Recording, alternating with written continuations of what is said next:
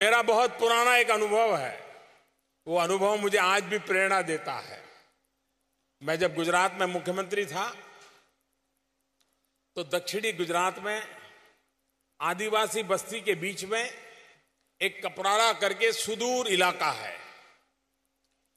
अब मैं मुख्यमंत्री था लेकिन मेरा वहां जाना होता नहीं था, क्योंकि उस इलाके में ऐसे कोई अवसर नहीं आता था। सभा करनी है तो मैदान भी नहीं था, पूरा जंगल ही जंगल था। और एक घर यहां तो दूसरा घर 2 मील दूर तो तीसरा घर 3 मील दूर।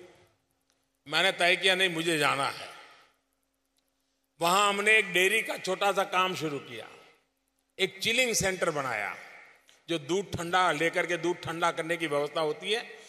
डेयरी में ले जाने से पहले थोड़ी देर जहां 2, 3, 4 घंटे दूध रखना हो तो वहां रखते हैं।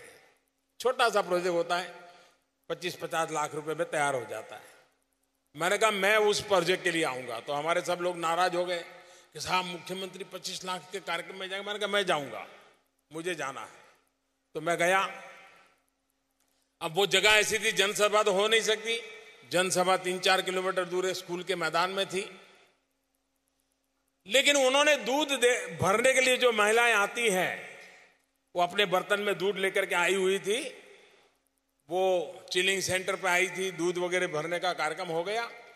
और बाद में मैंने देखा कि वो महिलाओं ने अपना जो बर्तन था बाजू में रख दिया था और वो मोबाइल फोन से मेरी फोटो ले रही थी। करीब 30 महिलाएं थी, हर एक के हाथ में मोबाइल था और वो भी फोटो निकालने वाला मोबाइल था। वो फोटो निकाल रही थी। तो मैं उनके पास चला गया। मेरे लिए बड़ा अजूबा था, इतने बैकवर्ड इलाके में आदिवासी महिलाएं दूध भरने के लिए आई हैं, गांव में किसान है। तो मैंने जाकर के पूछा आप क्या कर रही है? तो बोले आपका फोटो निकाल रहे हैं। तो मैंने कहा फोटो निकाल के क्या करोगी? तो बोले इसको हम डाउनलोड करवाएंगे। मैं हैरान था उनके मुंह से डाउनलोड शब्द सुन करके।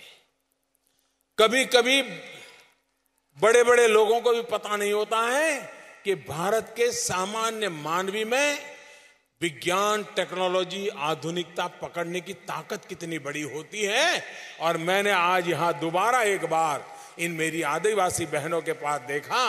उन्होंने कहा कि हम डिजिटल रिवॉल्यूशन की धारा बन जाएंगे, हम इस काम को करके रहेंगे।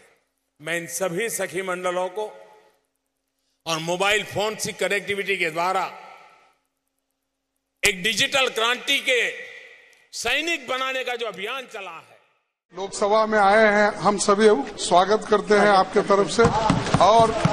और लंबी उम्र उनको दे और लंबे तक जिए और देश की सेवा करते रहे।